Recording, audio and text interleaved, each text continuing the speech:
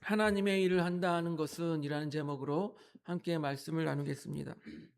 우리가 교회에 다니기 시작하고 신앙생활을 하면서부터 우리는 무언가 교회에서 일을 하기 시작합니다. 쉽게는 성가대를 접하는 사람도 있고, 또 교회 청소하는 사람도 있고, 안내를 맡아서 하는 사람도 있고, 교사를 하는 사람도 있습니다. 그런데 요즘에는요, 특별히 청소하는 것, 그리고 식사 준비 등 좀 힘들고 어려운 것 같은 일들은 교회에서 잘 하려고 하지 않습니다. 거기에 요즘에는 또한 교사와 반주자들도 잘 하지 않으려는 경향이 있습니다.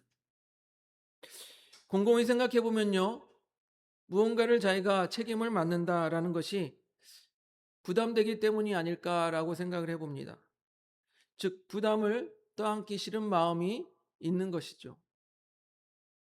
제가 어렸을 때는요, 그런 일이 종종 있었습니다. 교회에서 서로 집사님들끼리 자신의 딸을 반주자 시키기 위해서 다투는 일들이 있었어요. 딸을 반주자를 세우는 것이 그 부모에게는 보람이자 큰 소망이자 자랑거리일 수도 있을 것입니다. 그런데 요즘에는요, 반주자도 구하기 어렵습니다. 특히 젊은 반주자는 더욱 구하기 어렵습니다. 젊은이들은요, 반주를 맡으려고 하지 않아요. 왜 그렇습니까? 무슨 일이 있으면 여행도 가고 싶고 놀러도 가고 싶은데 반주자를 맡으면 어떻게 해야 돼요? 매주 빠짐없이 나와야 돼요. 그렇잖아요. 매주 없이 빠짐없이 나와야 되니까 그것이 마음에 부담이 되는 것입니다. 그래서 제가 이렇게 교회를 떠나다니면서 뭐 이렇게 연합에 무슨 예배를 드리다 보면 대부분 반주자분들이 중년 이상인 경우를 많이 보게 됩니다.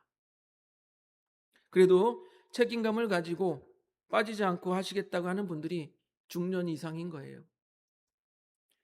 이렇게 점점 교회에서 헌신하는 사람들이 줄어져 가는 시대에 저는 우리 성도님들이 최소한 교회에서 한 가지 봉사는 하라고 말씀을 드리고 싶습니다.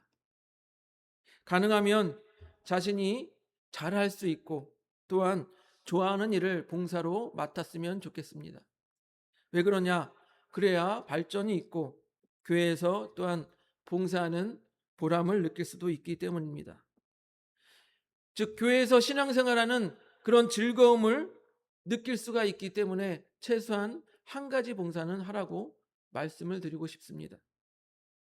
여러분, 교회에서 아무것도 하지 아니하고 왔다 갔다 하는 사람들을 보면 대부분 어느 시간이 지나면 신앙생활에 발전도 없고 또한 재미도 없고 무력감을 느낀다라고 말을 합니다. 아무것도 하지 않기 때문이에요. 하나님을 위해서, 주님을 위해서 아무것도 하지 않기 때문에 발전이 없는 것입니다.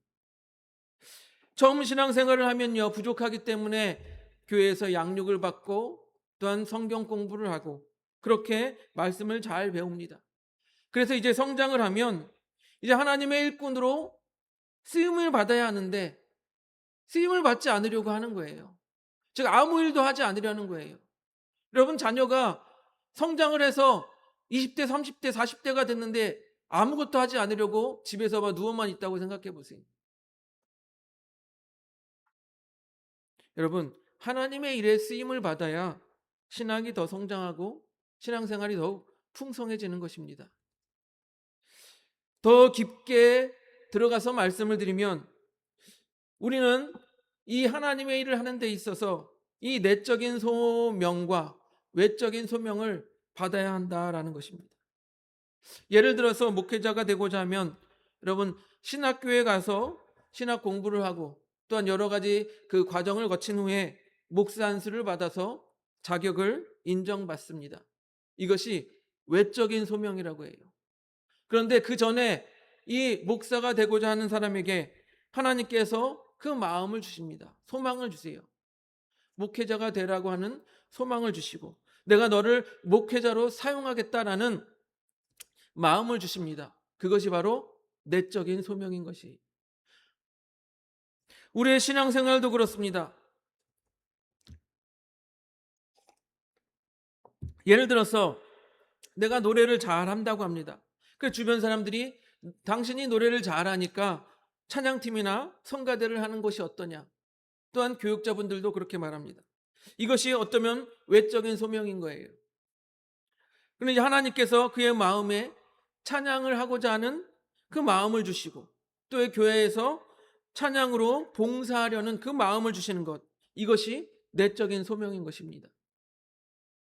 이 가장 이상적이라고 말할 수 있는 것은 이 내적인 소명과 이 외적인 소명이 둘 다 같이 받는 것, 둘 다 받는 것, 이것이 가장 좋은 일이고 이상적이라고 말씀을 드릴 수 있습니다. 그런데 오늘 말씀을 보니까 바울은 이방인의 사도라고 하는 이 내적인 소명의식이 있었습니다. 갈라디아서 1장 15절 16절을 보니까 넘겨줘 보세요. 우리 같이 한번 읽어보겠습니다. 시작. 그러나 내 어머니 태로부터 나를 택정하시고 그의 은혜로 나를 부르시니가 그의 아들을 이방에 전하기 위하여 그를 내 속에 나타내시기를 기뻐하셨을 때 내가 곧 혈육과 의논하지 아니하고. 하나님께서 태에서부터 나를 선택하셨다. 이 내적인 소명의식이 있었던 거예요. 그리고 이 바울은요, 이 내적인 소명뿐만 아니라 외적인 소명도 있었어요. 다른 이들부터 인정받았습니다. 사도행전 13장 2절 3절을 한번 보겠습니다. 넘겨주세요. 같이 읽어보겠습니다. 시작. 주를 섬겨 금식할 때 성령이 이르시되 내가 불러 시키는 일을 위하여 바나바와 사울을 따로 세우라 하시니 이에 금식하며 기도하고 두 사람에게 안수하여 보내니라. 아멘. 바나바와 사울, 곧 바울을 안수하고 이방인에게 전도하고자 보내는 거예요. 공식적으로 인정받은 것입니다.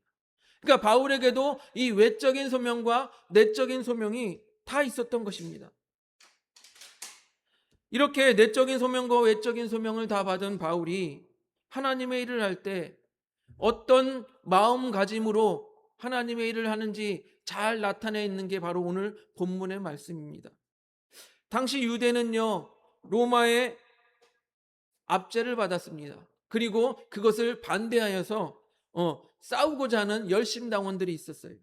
그래서 그들이 언제 어디서 폭동을 일으킬지 모르는 그 불안정한 상태에 있었던 것입니다. 예루살렘 교회 내에서도요, 유대계 그리스도인들이 있었어요. 이방인 그리스도인도 있지만 유대계 그리스도인들이 더욱 많았습니다.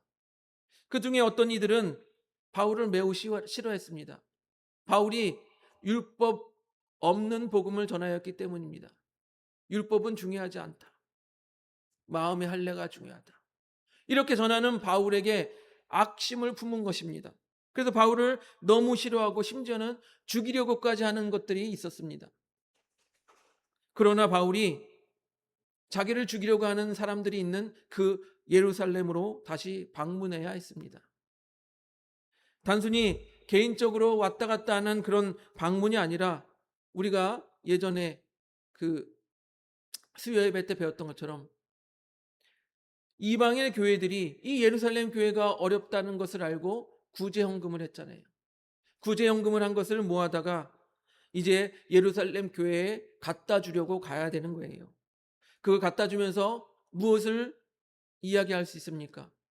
야, 예루살렘 교회, 이방인 교회 모두가 하나님 안에서는 한 가족이다라는 것을 말해줄 수 있는 것 아니겠습니까? 그런데 그곳에는 곧 자기를 죽이려고 하는 사람들이 있다라는 거예요. 그래서 바울이 밀레도에서 에베소의 장로들과 작별 인사할 때 이렇게 말합니다. 각 성에서 성령이 내게 증언하여 결박과 환난이 나를 기다린다라고 이렇게 바울이 이야기하는 것입니다. 또 바울이 두로에 도착했을 때 제자들이 성령의 감동으로 예루살렘에 들어가지 말라라고 권합니다. 왜 그렇습니까? 죽을지도 모르기 때문이잖아요. 즉 예루살렘에 가면 곧 죽거나 갇히게 돼 결박되거나 큰 고난을 당할 것이라는 것이 예언되어져 있다라는 것입니다. 또 오늘 본문을 보니까 가이사랴에 있는 7 집사 중에 하나인 빌립 집사의 집에 머물 때 유대에서 아가보라는 선지자가 내려왔다라고 오늘 10절에 말하고 있습니다. 아까 말씀드렸던 건 이전에 장로들이 말로 가지 말라, 그리고 제자들이 말로 가지 말라고 했던 것과 달리 이 아가보라고 하는 선지자는 말로만 하지 않고 행동으로 보여주는 예언을 합니다. 이 바울의 띠를 가져다가 자신의 손, 발을 묶습니다. 그리고 이 내가 이렇게 된다, 바울이 이렇게 된다라고 보여주는 행동 예언을 하는 거예요. 우리 사도행전 21장 11절을 보겠습니다. 넘겨줘 보세요. 사도행전 21장 11절 같이 읽습니다. 시작. 우리에게 와서 바울의 띠를 가져다가 자기 수족을 잡아매고 말하기를 성령이 말씀하시되 예루살렘에서 유대인들이 이같이 이 띠 임자를 결박하여 이방인의 손에 넘겨주리라 하거늘. 여러분, 이 아가보라고 하는 선지자가 이렇게 자기 손발을 묶어가면서 이렇게 될 거라고 이야기하는데, 그 현장에 있던 바울의 동역자들과 그 현장에서 그것을 바라본 성도들의 마음이 어떨까요? 바울에게 가지 말라고 하는 거예요. 울면서 얘 죽을 곳에 왜 가냐, 가지 마라, 그렇게 강력하게 간곡하게 말을 하는 것입니다. 여러분, 이 말은요, 인간적인 악의, 그래서 가지 말라는 게 아니라 바울을 너무너무 사랑하기 때문에 바울 그곳에 가지 마시오, 그곳에 가면 결박당하고 죽을 수도 있는데 가지 마시오, 그렇게 울면서 만류하는 거예요.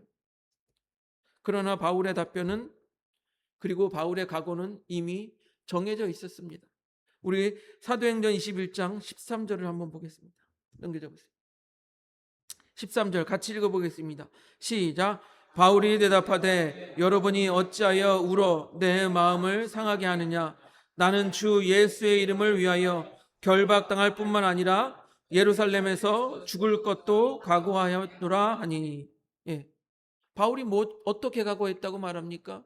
나는 예루살렘에 가서 결박당할 것도 각오했고 죽음을 당할 것도 나는 각오했다라고 말합니다. 결혼한 각오예요. 여러분, 바울에게는 피할 길도 있었습니다. 왜요? 다른 길로 가면 되니까요. 아니면 다른 사람을 보내도 되니까요. 그는 자신의 목숨보다 예수님의, 예수 그리스도의 이름과 그 이름을 높이는 것과 주님께서 주신 그 사명을 더 위하는 길을 선택했던 것입니다.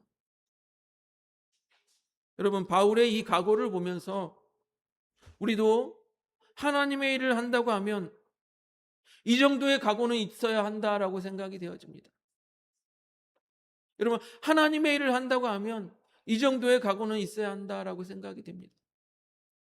그래서 하나님의 일을 하는 사람들이 가져야 될 태도, 오늘 세 가지를 말씀드리고자 합니다. 첫째로는요, 겸손한 태도입니다. 한번 따라해 보실까요? 겸손한 태도. 하나님의 일을 할 때는요, 겸손한 태도가 매우 중요합니다.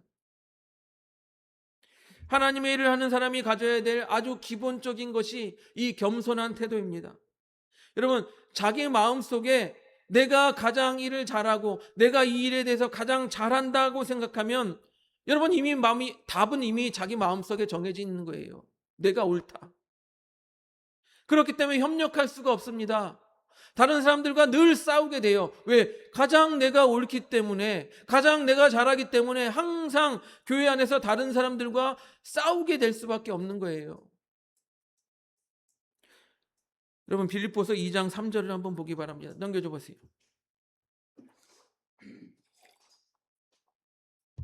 빌립보서 2장 3절 같이 읽습니다. 시작. 뭐 이래든지 다툼이나 허영으로 하지 말고 오직 겸손한 마음으로 각각 자기보다 남을 낮게 여기고. 여러분, 그리스도 안에서 하나가 될 수 있는 가장 손쉬운 길 중에 하나가 바로 겸손이에요. 교만해서 내가 잘났다고 하면 하나가 되기 쉽지 않습니다. 아니, 어렵습니다. 겸손한 마음으로 다른 사람이 나보다 낫다라고 여길 때 싸우지 아니하고 하나가 될 수 있는 것이에요. 그리고 예수님께서 혼인잔치에 초대를 받으면 이렇게 하라고 말씀하십니다. 높은 자리에 앉으려고 하지 말고 낮은 자리에 앉으라라고 말씀하십니다. 왜 그렇습니까? 높은 자리에 앉아 있다가 더 높은 사람이 왔어요. 그럼 주인이 당신 비키시고 높은 사람이 앉으십시오. 그러면 창피해요, 안 창피해요? 창피하잖아요. 부끄럽잖아요. 그런데 오히려 낮은 자리에 앉아 있다가 주인이 딱 와서 아우 당신은 왜 나의 친구이고 높은 사람인데 왜 거기 낮은 자리에 앉아 있습니까? 일로 와서 높은 자리에 앉으십시오. 그러면 영광이 됩니까? 안 됩니까? 영광이 되잖아요. 그래서 예수님께서는 이 비유를 말씀하시면서 결론적으로 이렇게 말씀하십니다. 무릇 자기를 높이는 자는 낮아지고 자기를 낮추는 자는 높아지리라 라고 말씀하십니다. 여러분, 기본적으로 교회에서 높은 자리가 어디 있고 낮은 자리가 어디 있겠습니까? 우리는 다 하나님 안에서 뭐예요? 형제이고 자매인 것입니다. 높은 자리도 없고 낮은 자리도 없어요. 자신이 높아지려고 하는 이 교만 때문에 교회 안에서 싸움을 일으키고 분쟁을 일으키는 것입니다. 그리고 이 높아지려고 하는 교만의 마음은 하나님의 일을 하는데 전혀 도움이 되지 않는다라는 것입니다. 왜 그렇습니까? 이 교만이 차고 차면요, 결국에는 하나님의 자리를 빼앗아 자기가 하나님의 자리에 앉으려고 한단 말입니다. 그래서 하나님의 일을 하는 것이 아니라 누구의 일을 해요? 자기 일을 해요. 하나님의 일을 한다는 핑계로 자기 영광을 위해서, 자기의 이익을 위해서, 자기의 이름을 높이기 위해서 자기 일을 한다라는 거예요. 그래서 여러분, 하나님의 일을 하려면 교만한 태도를 버리고 겸손한 태도를 가져야 합니다. 두 번째로 담대한 태도를 가져야 합니다. 한번 따라해 보실까요? 담대한 태도. 네, 담대한 태도를 가져야 합니다. 오늘 본문을 보니까 바울이 어땠습니까? 하나님의 일을 하기 위해서는 뭐까지도 각오합니까? 죽음까지도 각오하겠다라는 이 담대한 태도를 가집니다. 여러분, 성경을 보면 또 죽음을 각오한 또 한 사람이 나오죠. 여인이 나오죠. 죽으면 죽으리다 했던 그 에스더가 나옵니다. 여러분, 에스더도 사람이에요. 죽는 게 여러분 반갑겠습니까? 여러분, 에스더가 왕에게 나아갔는데 왕이 귀를 이렇게 내밀지 않으면 죽는 거예요. 죽을 수밖에 없습니다. 그런데 에스더가 두렵지 않겠습니까? 에스더도 두렵습니다. 그러나 에스더는 하나님의 뜻이 어디 있는지 먼저 생각을 해봤다라는 것입니다. 삼촌 모르드게가 에스더에게 이렇게 말합니다. 우리 4장 13절 14절 볼까요? 에스더 4장 13절 14절 같이 읽어보겠습니다. 시작. 모르드게가 그를 시켜 에스더에게 회답하되 너는 왕궁에 있으니 모든 유사인 중에 홀로 목숨을 건지리라 생각하지 말라. 이때 내가 만일 잠잠하여 말이 없으면 유다인은 다른 데로 말미암아 노임과 구원을 얻으려니와 너와 내 아버지의 집은 멸망하리라. 내가 왕후의 자리에 얻은 것이 이때를 위함이 아닌지 누가 알겠느냐 하니. 여러분, 왕후의 자리를 얻은 것이 이때를 위함이 아닌지 누가 알겠느냐, 이 말을 달리 우리가 생각해 보면 왕후의 자리를 얻은 것이 이때를 위한 하나님의 뜻인지 누가 알겠느냐, 이렇게 생각해 볼 수 있어요. 이렇게 생각해 보니까 에스더는 내 목숨보다 하나님의 뜻을 먼저 생각한 거예요. 그래서 결단합니다. 내가 죽으면 죽으리다 하고 나아갈 수 있었던 거예요. 곧 담대함을 얻을 수 있었던 것입니다. 또 에스더가 이 목숨을 건 담대함이 나올 수 있었던 이유는 바로 기도에 있습니다. 에스더는요, 삼촌에게 말합니다. 수산에 있는 모든 유다인을 모으고 3일 밤낮을 금식하여 기도하라 라고 말합니다. 그리고 나도 내 시종과 함께 그렇게 기도하겠다라고 말합니다. 그렇게 기도하니까 담대함이 생기는 거예요. 믿음이 생기는 거예요. 그래서 이렇게 말합니다. 내가 죽으면 죽으리다 하고 나아갈 수 있게 되는 것입니다. 여러분, 우리가 하나님의 일을 감당한다고 할 때 무엇이 필요하겠습니까? 기도가 필요한 거예요. 기도가 있어야 담대하게 그 일을 감당할 수 있는 것입니다. 곧 기도에서 하나님의 일을 감당하려는 이 담대한 마음이 나오는 것입니다. 여러분, 풀무불에서 살아나온 다니엘을 보시기 바랍니다. 다니엘은 날마다 정해진 시간에 창을 열고 하나님께 기도했던 사람이에요. 목숨을 건 담대함이 어디서 나옵니까? 기도에서 나오는 것입니다. 우리가 하나님의 일을 감당하겠다고 하면 여러분 기도하시기 바랍니다. 그 기도에서 목숨을 걸 수 있는 담대함이 나오는 것입니다.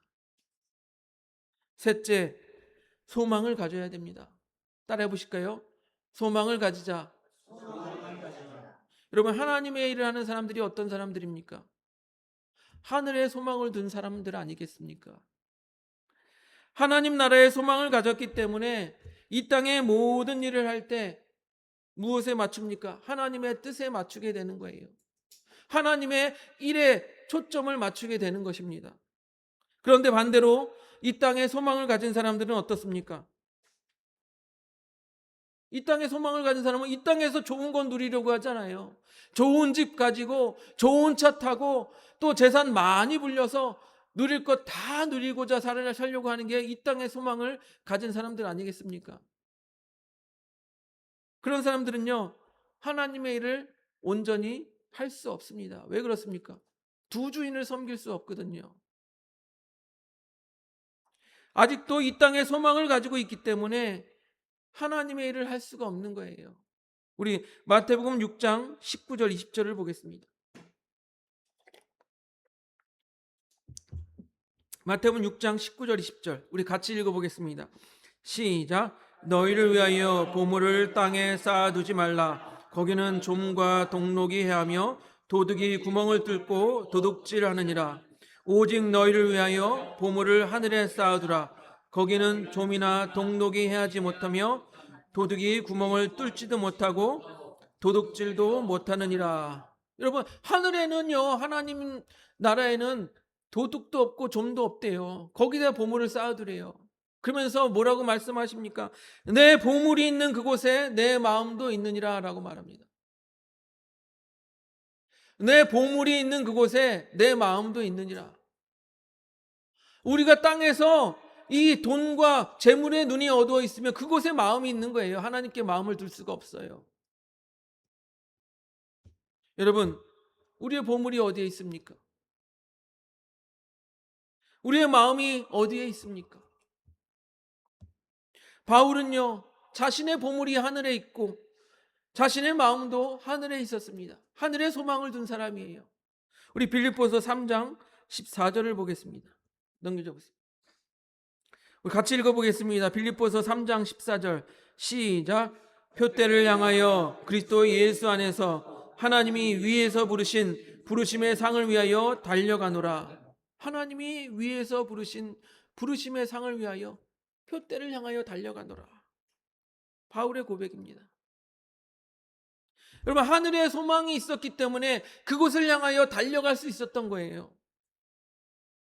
여러분, 하늘에 소망을 둘 때 우리도 재물과 보물을 다 하찮은 것으로 여기고 하나님의 일을 열심히 할 수 있는 것입니다. 그러나 하늘에 소망이 없는 사람들은 어떻게 해요? 하나님의 일을 할 수가 없어요. 왜? 땅의 소망을 채워야 되기 때문에, 땅에 내가 갖고 싶은 것, 하고 싶은 것, 누리고 싶은 것 다 채워야 되기 때문에 하나님의 일을 할 수가 없어요. 그래서 그들은 교회에 나와서 하나님의 일을 대할 때 어떻게 대합니까? 그저 해도 그만, 안 해도 그만, 내가 안 하면 다른 사람이 하겠지, 그러면서 그저 땅의 소망을 찾아 그렇게 달려갑니다. 그렇기 때문에 여러분, 하나님의 일을 하는 사람들은요, 하나님 나라의 소망을 가져야 됩니다. 사랑하는 성도 여러분, 우리는 어쩌면 이 신앙생활을 하면서 하나님의 일을 접하게 되고 얼떨결에 하나님의 일을 하게 되어지는지 모릅니다. 그렇게 자신도 모르게 혹은 자신이 원하지도 않게 하나님의 일을 하게 되니까 쉽게 시험에 빠지고 또한 교회에 악영향을 미치고, 속된 말로 무엇입니까? 교회 사역에 빵꾸를 내게 되는 거예요. 그렇기 때문에 여러분, 하나님의 일을 하는 사람은요, 이 마음의 내적인 소명도 분명하게 가지고 있어야 됩니다. 그리고 외적인 소명도 있어야 됩니다. 내가 과연 하나님의 일을 하려는 마음에 그 마음에 하나님의 일을 하려는 마음이 있고, 과연 하나님의 부르심이 있는가 하는 이 내적인 소명을 점검해야 됩니다. 또 그 일을 하기 위해서 내가 교회의 정당한 교육과 임명을 받았는가 하는 이 외적인 소명도 점검해야 됩니다. 그 중에서 이 내적인 소명이 확실한 바울은 뭐라고 말했습니까? 죽음을 각오하며 하나님의 일을 행하겠다라고 했습니다. 나는 주 예수의 이름을 위하여 결발당할 뿐만 아니라 예루살렘에서 죽을 것도 각오하였노라. 이게 바울의 각오예요. 여러분, 하나님께서는요, 우리를 단순히 구원하기 위해서 부르신 것이 아닙니다. 여러분, 구원받고 끝 아니에요. 구원받은 하나님의 자녀는요, 하나님의 자녀로서 반드시 또한 맡겨진 일을 해야 한다라는 것입니다. 우리 에베소서 2장 10절을 보겠습니다. 에베소서 2장 10절 같이 읽어보겠습니다. 시작. 우리는 그가 만드신 바라 그리스도 예수 안에서 선한 일을 위하여 지으심을 받은 자니, 이 일은 하나님이 전에 예비하사 우리로 그 가운데서 행하게 하려 하심이라. 우리가 왜 지음을 받았다고요? 하나님의 선하신 일을 하기 위해서 지음을 받았다라고 말합니다. 그렇습니다. 여러분, 우리가 하나님의 일을 한다라는 것은 하나님이 우리를 지으신 그 창조의 목적을 바로 아는 것이에요. 그 목적을 바로 알고 아까 말씀드린 세 가지 태도, 겸손한 태도, 담대한 마음, 그리고 소명을 갖는 것, 이것이 중요합니다. 그렇게 우리를 만드신 목적을 알고 하나님의 일을 잘 감당하시는 우리 하늘봄교회 성도님들이 되시기를 주님의 이름으로 축복드립니다.